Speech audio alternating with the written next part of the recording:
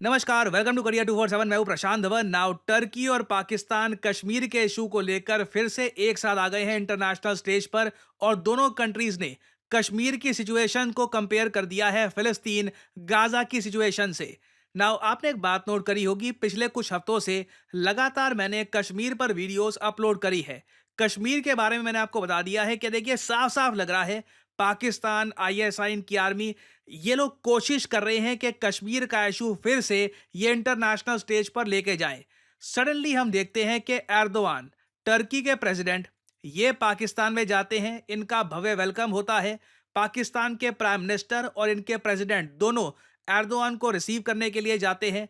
और फिर इंटरेस्टिंग बात यह है कि वही एर्दोआन जिन्होंने 2024 में ना यूनाइटेड नेशंस में कश्मीर का इशू एक बार भी रेज नहीं किया था और इनका फोकस कंप्लीटली गाजा में था, वही एर्दोआन ने अब एक कंप्लीट टर्न लिया है और अब ये खुलकर कह रहे हैं कि टर्किश नेशन खड़ा है with their brothers and sisters इन कश्मीर। आगे ये कहते हैं कि कश्मीर इशू को डायलॉग के जरिए यूनाइटेड नेशंस डिसीजन के साथ साथ और कश्मीर की एस्पिरेशन, मतलब ये प्लेबसाइड की बात कर रहे हैं, उसके जरिए रिजॉल्व करना चाहिए। साथ में इन्होंने यहाँ पर यह भी ऐड कर दिया ना, अब मैटर ये करता है कि जब मैं एक बात बोलूँ ना, उसके कनेक्शन में मैं कौन सी बात ऐड कर देता हूँ। अगर मैं किसी के बारे में बात कर रहा हूँ कि देखिए ये रोहन है, इसमें बहुत सारी प्रॉब्लम्स हैं और साथ ही साथ आपने देखा ही होगा देश में गुंडे बढ़ रहे हैं, तो आप समझोगे इनडायरेक्टली मैं यहाँ पे रोहन को ही गुंडा कह रहा हूँ ना। एर्दोआन ने अपने आप में देखो पहले कश्मीर का इशू मेंशन किया, फिर उससे बिल्कुल अगली लाइन में इन्होंने ये बात बोलनी स्टार्ट कर दी कि अनलॉफुल प्रपोजल्स आज के समय फ्लोट किए जा रहे हैं, पैलेस्टीनियंस को अपने घर से निकालने का आइडिया फ्लोट किया जा रहा है। इसको ये कभी भी बर्दाश्त नहीं करेंगे। पाकिस्तान और टर्की दोनों कभी भी एक्सेप्ट नहीं करेंगे कि गाजा के लोगों को उनके घर से निकाला जाए ना। इस पर मैं कई वीडियोस में आपको बता चुका हूं।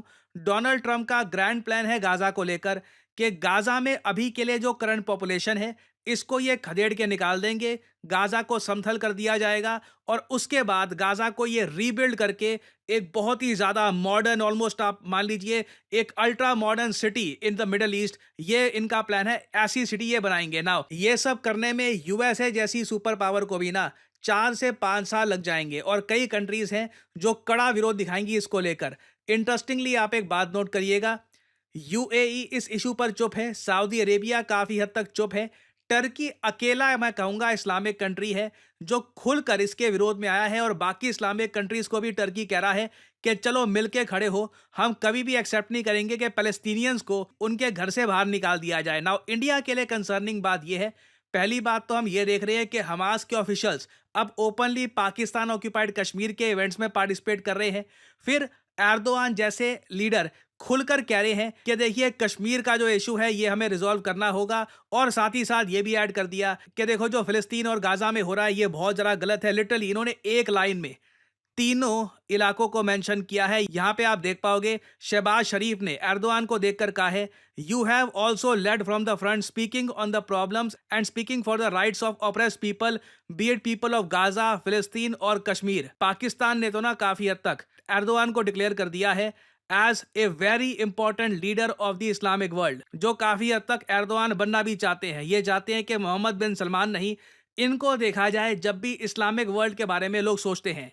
और जब देखिए एर्दोआन पाकिस्तान में आके खुल के कश्मीर का मेंशन कर रहे हैं। और बाय द वे यहाँ पे एक बात ये भी क्लियर हो जाती है, जब टर्की में भूकंप आया था ना, इंडिया ने हेल्प भेजी थी और उसके बाद हमने देखा कि टर्की कश्मीर को लेकर थोड़ा सा आप कह लीजिए कम अग्रेसिव हो गया। टर्की ने कश्मीर का मेंशन कम कर दिया था, वो सब टेम्परेरी था।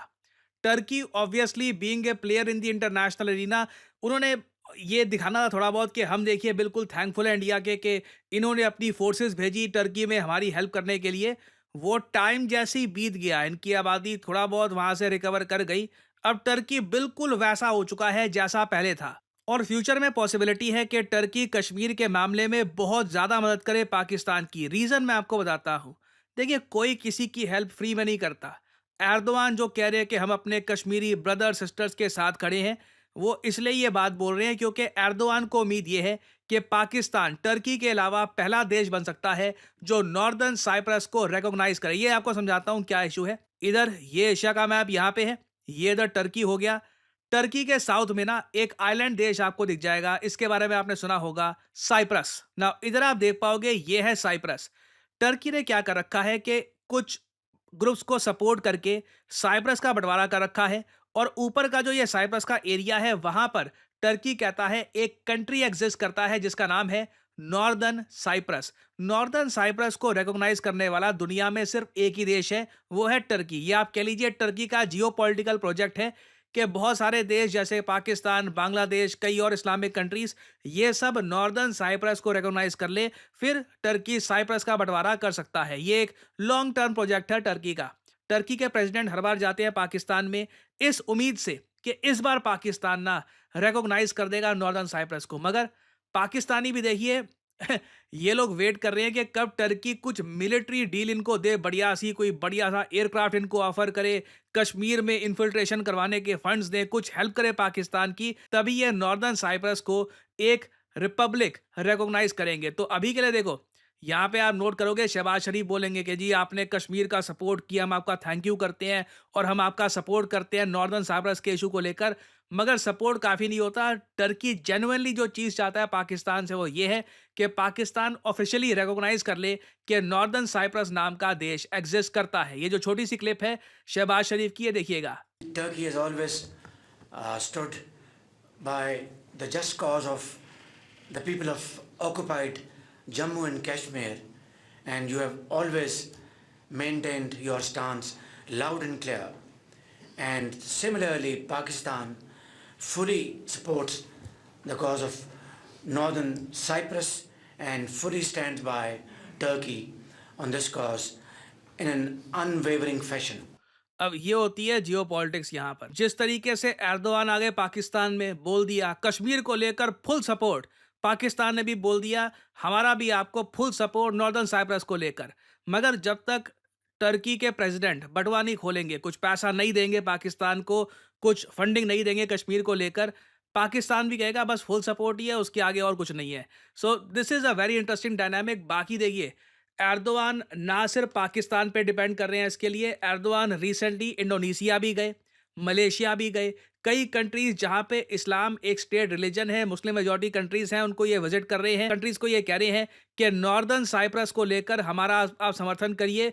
और वहां की आबादी को खुश करने के लिए एर्दोआन ये भी कह देते हैं कि गाजा में जो हो रहा है बहुत गलत हो रहा है। मगर एक बात नोट करना, इस सारी स्टेटमेंट में ना इनमें से किसी के पास भी, चाहे टर्की के एर्दोआन हो, मलेशिया, इंडोनेशिया, पाकिस्तान वगैरह, ये सब गाजा की बात तो करते हैं मगर दबे शब्दों में बोलते हैं कि कुछ प्लान्स बन रहे हैं। उन प्लान्स के खुलकर किसी भी लीडर में दम नहीं है कि ये बोले कि डोनाल्ड ट्रंप ने जो कहा है वो गलत है, हम उसके अगेंस्ट हैं। तो ऑनेस्टली एर्दोआन यहाँ पर पाकिस्तान में आ गए हैं, कश्मीर की बात कर दी है, कंसर्निंग है, मगर मैं ये नहीं मानूंगा कि इससे डायरेक्ट एक थ्रेट खड़ा होता है इंडिया के लिए।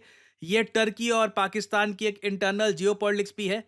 हाँ, हमें हमेशा इस बात को लेकर अलर्ट रहना होगा कि कभी मान लीजिए टर्की ने डिसाइड कर लिया कि ठीक है हमें पाकिस्तान का कंप्लीट सपोर्ट चाहिए नॉर्दर्न साइप्रस के इशू को लेकर, पाकिस्तान नॉर्दर्न साइप्रस को रिकॉग्नाइज कर लेगा एज ए कंट्री, उस केस में मैं आपको बता दूं टर्की फिर इंडिया में कश्मीर को डिस्टेबलाइज करने की कोशिश कर सकता है। तो India is very much alert, और फ्यूचर में भी जो भी एर्दोआन डिसीजन लेते हैं रिगार्डिंग पाकिस्तान, ये कहीं ना कहीं भारत को भी इम्पैक्ट करेगा।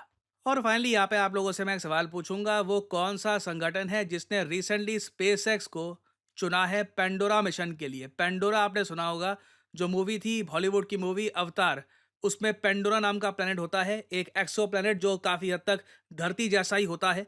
तो ऐसे प्लैनेट्स ढूंढने के लिए जो धरती जैसे हैं, एक स्पेस एजेंसी ने स्टार्ट किया है देयर ओन पेंडोरा मिशन। इसके लिए स्पेसएक्स को दिया गया है कॉन्ट्रैक्ट। तो बताइए किस स्पेस एजेंसी ने स्टार्ट कर दिया है पेंडोरा मिशन। ये है यहाँ पे आपकी options, NASA, European space agency Europe की, भारत की इसरो, या फिर रशिया की रॉसकॉस्मॉस। कमेंट सेक्शन में करिए उत्तर। जो लोग देंगे सही आंसर उनकी कमेंट को मैं दे दूंगा हार्ट, ताकि बाकी लोग समझ पाएं कि सही उत्तर क्या है। और हाँ, यहाँ पर मैं ये भी ऐड कर दूं कि आपने अभी अगर 12th क्लियर करी है, आप ग्रेजुएशन का सोच रहे हैं, तो आपके पास ऑप्शन है कि आप बीए, बीबीए, बीसीए के कोर्सेज ऑनलाइन कर सकते हैं through a UGC affiliated university. Simply click करिए कमेंट सेक्शन में इस लिंक पर, और यहाँ पे जो ये वेबसाइट है ये आपके सामने खुल जाएगी। इधर अपना नाम, ईमेल, नंबर और कोड यहाँ पे आप डाल सकते हैं PD10, ताकि जब आप परचेज करें इस बैचलर्स कोर्स को तो आपको डिस्काउंट मिले। तो ये ऑप्शन आपके पास ओपन है, you can explore it through the links in the comment section below. और इसी नोट के साथ ये है वीडियो का अंत। Thank you for listening and as I always say, may the gods watch over you.